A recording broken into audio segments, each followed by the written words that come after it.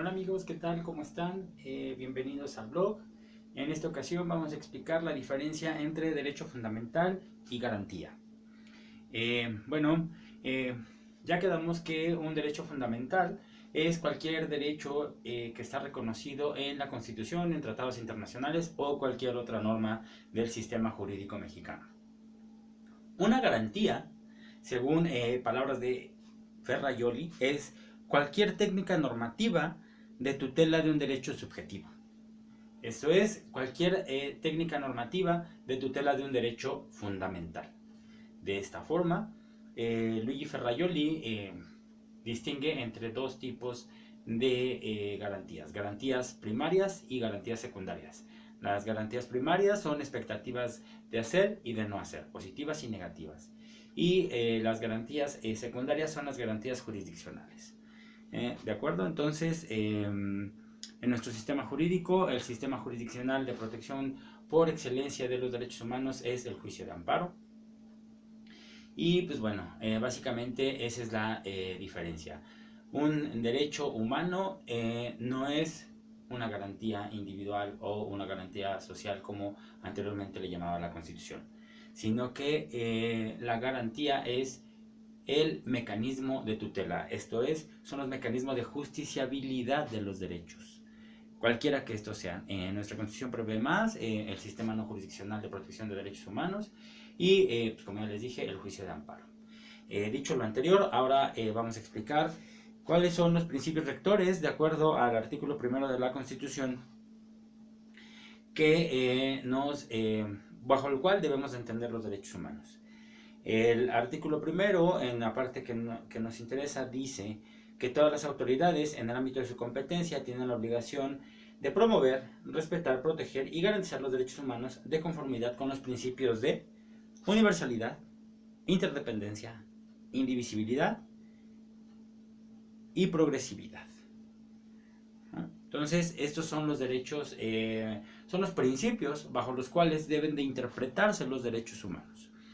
Los principios UIP, por universalidad, interdependencia, indivisibilidad y progresividad, bueno, no hay una conceptualización universal en la que todos los autores coincidan.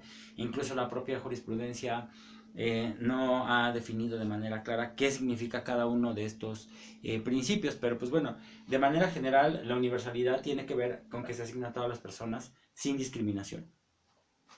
La interdependencia es que los derechos humanos se requieren entre sí para darse valor y tener sentido en una sociedad democrática. Indivisibilidad, bueno, los derechos no se pueden dividir, no pueden ser sujetos a estos sí, estos no. Esto va a tener que ver con eso de que los derechos de primera generación, segunda generación, que han justificado la falta de justiciabilidad de los derechos, sobre todo los derechos que tienen que ver con garantías como el derecho a la salud, ¿no? Y pues bueno, el principio de progresividad, que tienen que ir en avance los derechos y no en retroceso, tienen que ir hacia la protección más amplia y posible alcanzable, no pueden restringirse, salvo que sea observando las garantías del debido proceso legislativo y en situaciones excepcionales por el menor tiempo posible. Esto tiene que ver con varios principios, como el principio de mínima afectación. Entonces, bueno, hay autores que agregan más características a los derechos humanos, sí, sí las tienen, pero bueno, la Constitución dice que deberán de interpretarse bajo los principios, estos cuatro principios, que son el de universalidad, interdependencia, indivisibilidad y progresividad. Ojo, no los tenemos que confundir con las obligaciones del Estado en materia de protección de derechos humanos, porque también son cuatro las que la Constitución nos prevé, pero bueno, los principios bajo los cuales debemos de entender los derechos humanos, de acuerdo a la Constitución, en el artículo primero, son estos cuatro que les acabo de decir: universalidad,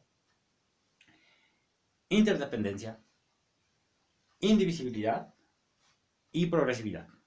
Estos cuatro principios son bajo los cuales tenemos que interpretar los derechos humanos. Les voy a poner aquí una tabla con los principios, a ver si se logra ver. Creo que ahí está.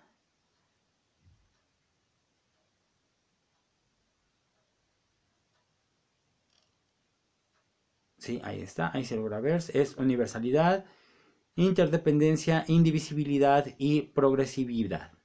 Esos son los principios bajo los cuales la Constitución dice que se van a interpretar los derechos fundamentales.